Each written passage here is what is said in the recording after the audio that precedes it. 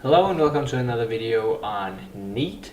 This is long overdue because doing this kind of software is really difficult to debug. And so this video is going to be all about debugging because that's all I've been doing. I think in the other videos I made I left off with the neural network implementation. I don't think I covered that. And that's because I haven't been completely sure that it works, but I have made all these tests now, testing different portions of the code, including this neural network. That's where I am right now, and that's what I'm going to talk about in this video.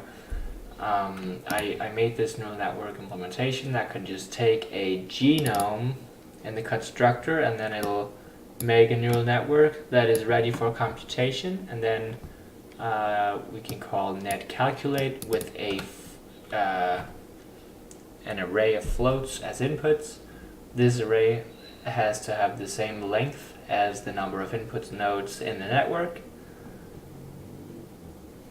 So for this test 1, for instance, there's one input node, so it has to have a length of 1 down here. Alright.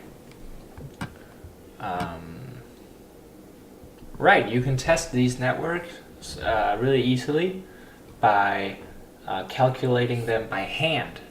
But then after a while you realize that that's not really an easy thing to do because of the activation function. The activation function in NEAT, the one proposed in the original paper, is I can find it. Let's find it. Neural network, and then scroll down to the neuron class. I will cover this, how this works, in a future video after we have made sure that it actually works. Right, so we use the sigmoid activation function. Its implementation is down here, and it is not easy to do in your head, which is why you might want a calculator when you want to verify that your neural network implementation works. Alright, so let's jump into these tests here. Oh, maybe before we begin, up here I'm declaring all the variables I'm going to use in the test. That's a really good idea to do. Don't do something like input 1 and then input 2 in test 2 and then input 3 in test 3, because when you're adding tests, you might want to just copy paste this entire block, right? And then if you forget to change one variable, then your test will fail and you're gonna spend hours looking for bugs, and then it was just a bug in your test. Right, so testing is really important, and it's important to do it right, and I'm not sure if this is the best way or the most correct way. This is the way I found effective, so I'm just sharing my experience with you. I'm not in the field of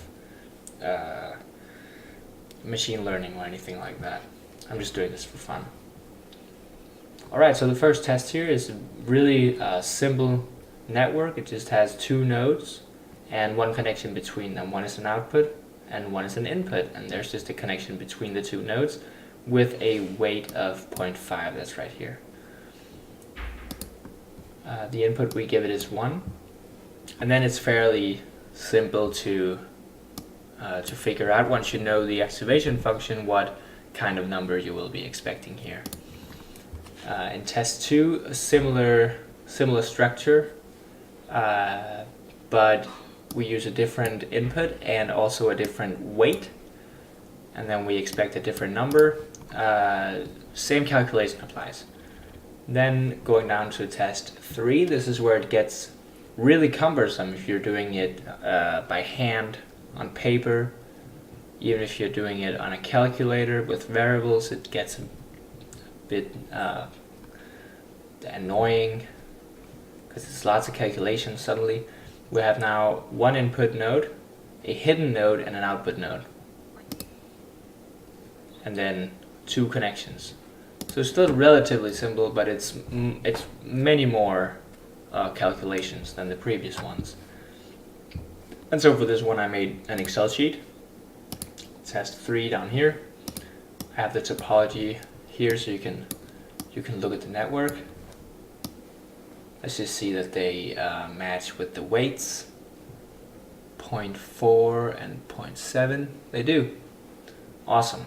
So this is actually an up-to-date picture with the weights, and that should hold true for test 4 and 5 as well. Alright, so I've set this up with the IDs and the type, just so I can sort of at a glance see what's what. Each node output is going to be the values from each connections feeding into that node, the sum of all those values, and then we take the sum through the activation function, and that's the output we get here. So if I, for the input node here, click on the output, we can see that this is just the activation function with the input. Since there's only one input per input node, there's no need to sum this, right? So the next step in the calculation here is this weight right here, innovation number 0. That's the connection down here. The output of this connection is the number from the node with the ID 0 multiplied by the weight of the connection. You see that here, and that's the number that this connection will feed forward into the node with the ID 2. Right, that's the hidden node. And again, we see that it's just the output of the only connection that feeds into this node. If we had more connections, we would have to take the sum, but since this is a really simple constellation, we don't have to do that, right? And then finally, we get the output from the blue node up here, which is the output node, and that is 0.9524. And that's what we're expecting over here as well. When we run it in a second, we'll see whether or not that's true. Of course, when we do the calculation to check like this, we have to make sure that all our weights are correct in the Excel program, and that the input is also correct. You'll see the input right here, and the weights down here, they correspond to the structure over here. This image is generated with Hydrony as well. I wrote this genome printer, which is built on top of the GraphStream library. Really such a nice library for working with graphs, which these neural network, you can say that it's a graph. We still have the old genome printer. I renamed it to the legacy genome printer. This spits out PNG files with overlapping labels, really difficult to look at, so now it's legacy code. Alright, that's test 3. Moving on to test 4. Test neural network is where we are currently working. Test 4. Right, this network is more, has a more complex topology.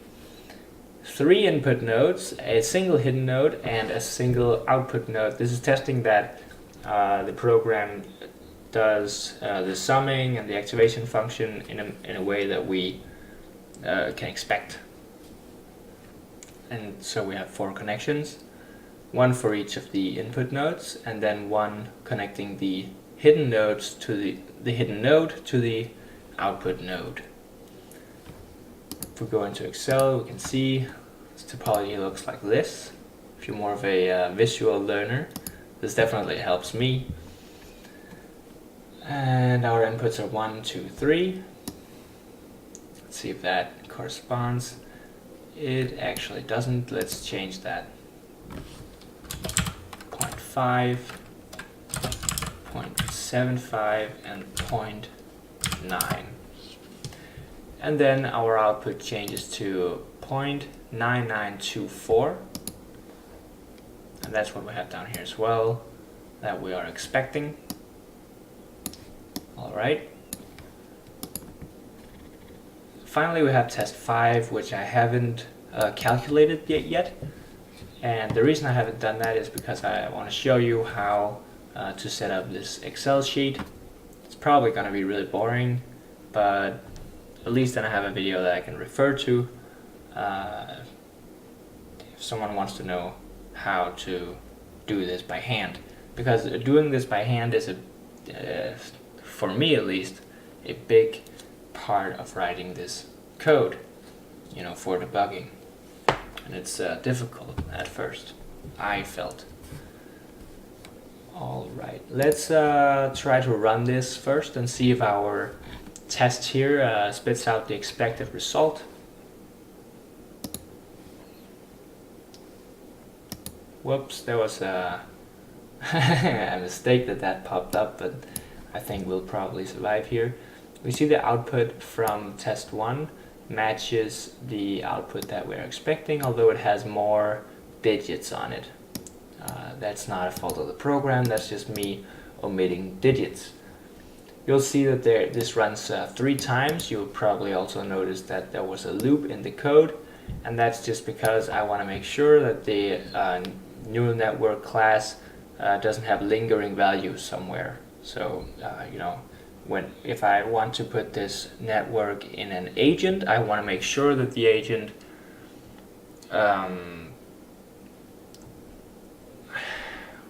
will react in similar situations in a similar way. This is a feed-forward network. There's no recurrent connections, no circularity, and thus I don't want, I always want the same input to have the same output using the same network. And that's just making sure that that is happening. Thankfully, I'm resetting all the values correctly in the neural network implementation, and it seems that they are all outputting the expected values.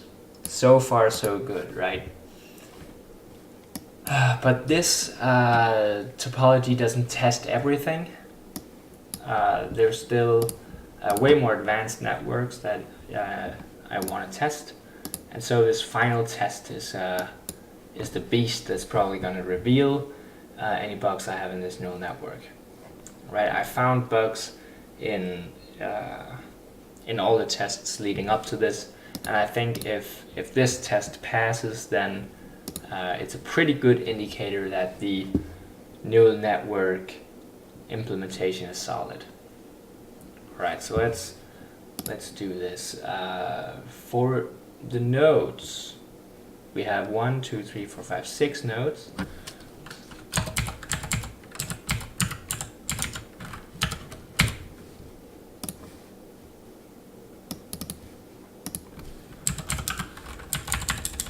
And we'll put the types on as well.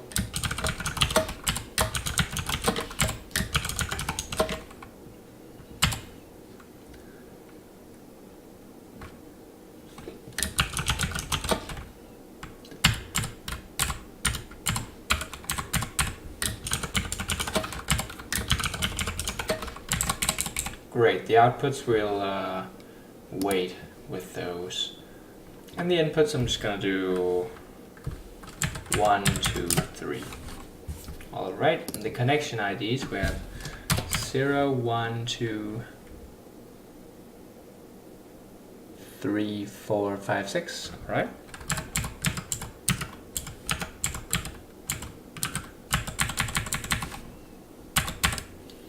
Weight 0 here goes from node 0 to 4.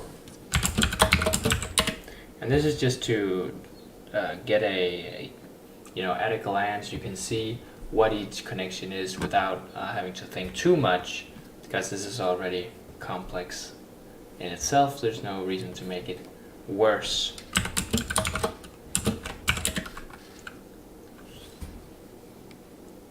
Connection with the ID 2 goes from ID 2 to ID 4. Let's just fix the 0. Alright, connection 3 is up here, goes from 4 to 3.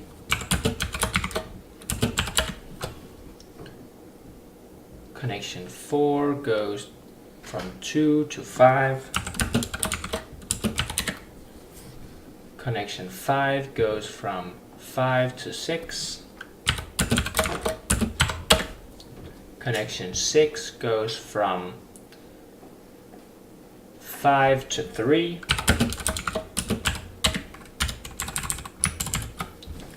And we'll give these some weights.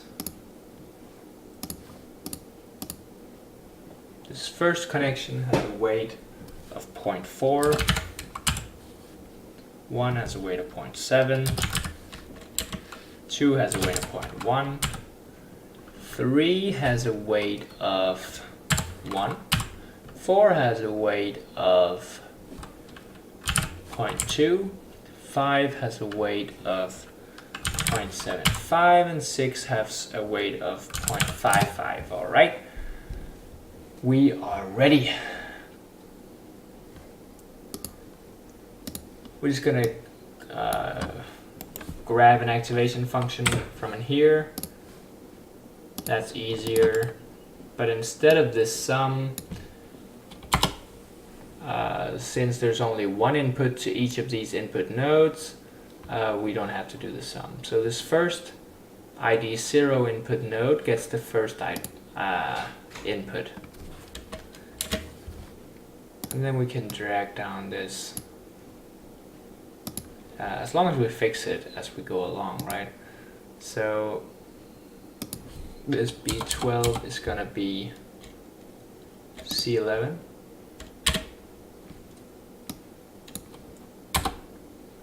And D11. So those are the input nodes. All right, let's delete these. All right, so from there, the values, they go over into connections. So this ID 0 node spits out a value that will travel along this connection. This connection has the ID 0. So that's right here. We can calculate what this connection is transmitting. That's going to be the data from node 0 multiplied by the weight of the connection. Same applies to this connection 1. That's just the output from node 1 multiplied by the weight. And the value from the last input node multiplied by its weight. Great, then we have this another connection here, connection 4, which connects 2 to 5. We can calculate that as well now in the exact same way.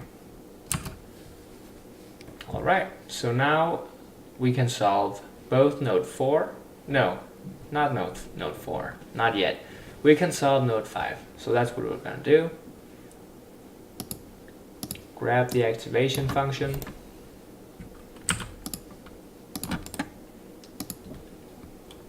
But then instead of this input, we're going to get the input from the connection 4, like that. And now we have the output for node 5. Now, 2 connections go out from this node 5. And we can solve those now. Connection 5 here is going to be the output from node 5 multiplied by its weight yet again, and then connection 6 as well, which is also going to be output from node 5 multiplied by its weight. Great. Now we can solve node 4.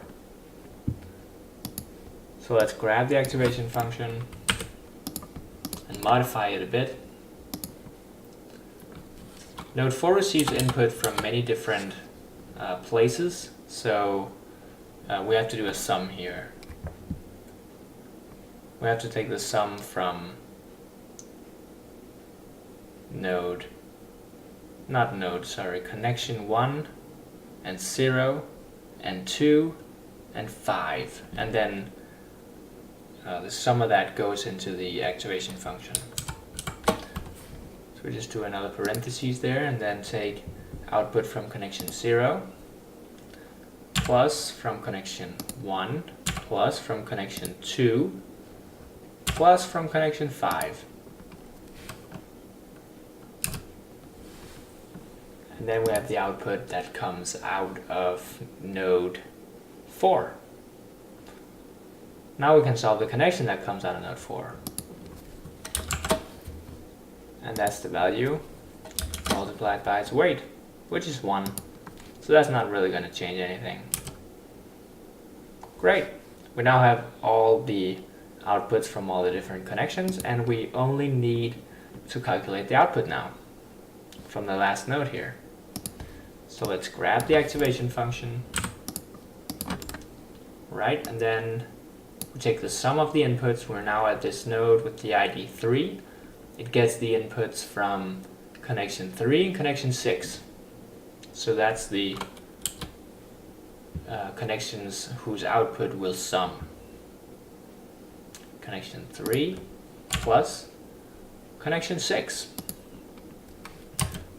Right, and then we get 99 or 0.9989 for the inputs 1, 2, 3.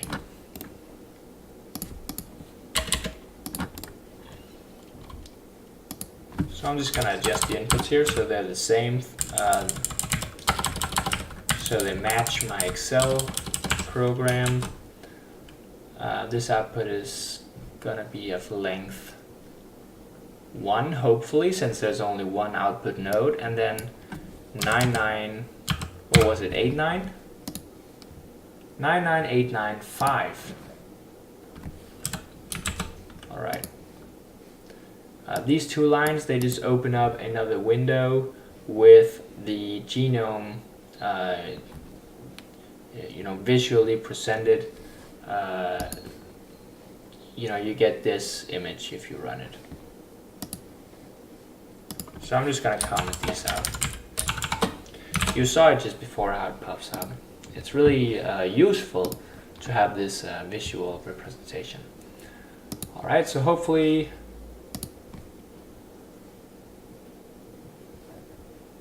we get the output here for test 5. It is 0.9989507.